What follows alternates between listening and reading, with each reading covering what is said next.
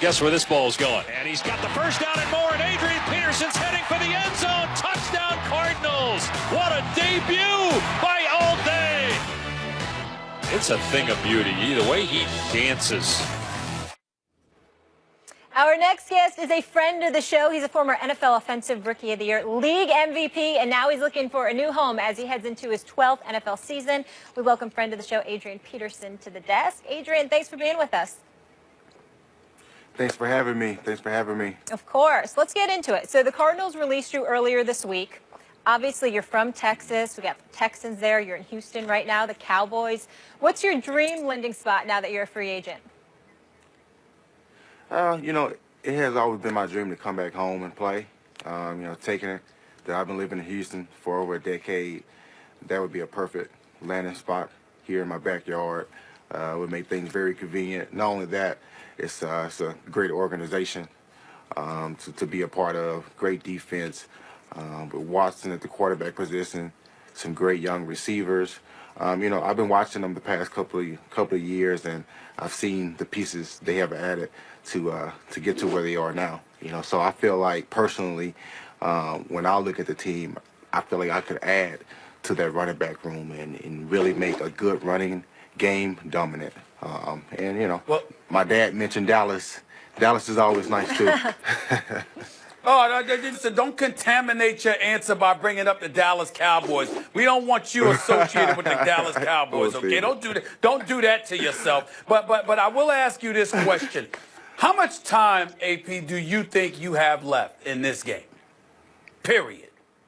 To be honest with you, you know, I know I have at least 3 years left. You know, at least 3 to 4. And that's me, you know, just saying, you know what? Around that time, I really think I'll be done, you know, and just ready to get to the family. But as far as my body and how I feel physically, you know, I feel great. I feel great.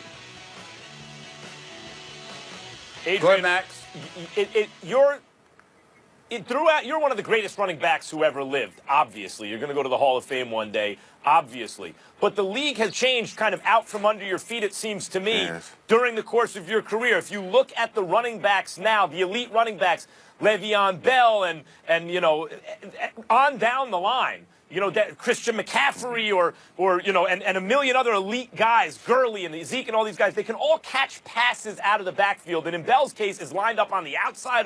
Why do you think this has happened? And do you think that's necessary to be an elite back nowadays? I don't think it's necessary, but it's definitely a perk, you know, without a doubt.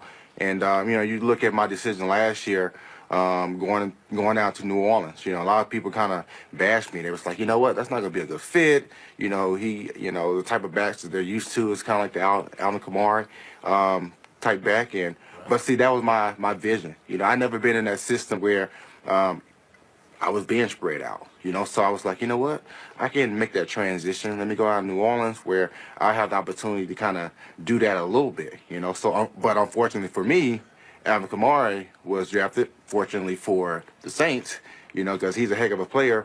But, you know, if you ask the Saints organization, you know, when they spread me out or they put me on wheel routes, hey, you know, I made some I would say some pretty spectacular catches and plays. I actually made a great play against the Texans when we practiced against those guys in training camp. So it's not that I can't do it. It's just I never really had the opportunity or was put in that position. So for me, going down to New Orleans, yeah, so going down to New Orleans was going to give me the opportunity to display, you know, what I could do. And I was able to do that in training camp. Unfortunately, that was the only time I was able to present it. Adrian, I just kind of want to annoy Stephen A. a little bit right now, to be honest with you. So are you really considering the Cowboys? If they called, you'd be into it? Hey, listen, I know Stephen A. he got a thing with the Cowboys, but hey, I grew up a Cowboys fan. Yeah, I grew up a Cowboys fan, Oilers, but you know, mostly Cowboys. My hometown's an hour and 15, 20 minutes from Dallas. My first NFL game was, you know, watching the Cowboys play. You know, so Yeah. You'd look Cowboys great with would the be nice star as on well. your helmet. I just want to tell you that. It First would of be all, a perfect fit for you. Just ignore him, AJ. Don't listen to Molly. Don't listen to Molly. They got Ezekiel Elliott there and all of that stuff. They don't need you. Listen, you don't need to go there. Don't contaminate yourself, all right? You might compromise your Hall of Fame stature if you ever end up wearing that uniform. Don't relax. do it to yourself. No, he wouldn't. But let me get to a different Really? subject. I didn't even think about this. I didn't even think about this until just now. But you're the perfect person to ask this question to. Le'Veon Bell has been in the news as of late because obviously the Steelers franchised him again, and he's looking for some long-term dollars. He's 26 years of age, 321 carries, 85 receptions. That's 406 touches. His mentality is that he should be one of the highest-paid dudes, and they shouldn't even be hesitating about it because of all he brings to the table. How do you feel about that situation, him being a running back but feeling he's worth so much more because of the multitude of things that he does? I think it's crystal clear. You look at his production and, what he has done consistently over the past couple of years. I think it's a no-brainer to pay the guy. What he means to that offense. I feel personally he should be one of the highest paid players as well. It kind of reminds me of the Kirk Cousins situation down there in Washington, kind of the franchise tag, and then bam, he just got 84 whatever guaranteed. So I feel like his time. Yeah, I feel like it's time to come, and that's the one thing I don't like about the franchise tag. Like you have a commitment, a contract that you sign with a team, and when you have served those 4 years, they can bam hit you with a franchise tag, even if you're valuable, somewhere else, or someone else will be willing to pay you that max dollar. But that's how it is, unfortunately, now until it change. But I feel like ultimately he'll get paid without a doubt. Adrian, speaking of, I want to get your opinion on this. Just real quick, because we've seen so many great running backs come out of the draft in recent years, and every time it's like, that's the best guy I've ever seen. Ezekiel Elliott, Todd Gurley, and it goes on. But Saquon Barkley, to me, is different even among the different. Where do you rank him among running back prospects that you've seen in the draft? In your experience, period, not just this year. Where do I rank him? I would say probably since I've been in the league, I'll probably say the top 5. I can't really stamp him right now. I have to see what he's made of once he step on this. Once he gets drafted, and I'll see what he's able to do on this level. But watching him, the but college on that level, as a prospect, he did some amazing things. I like him. He's very shifty. He has good speed, great balance. He's everything you would want in a running back. Good hands as well. But I've seen that in the past with different guys, and it just didn't. It didn't translate into the NFL. To the next level. Now I don't think that would be the situation with him, based on just what my eyes see.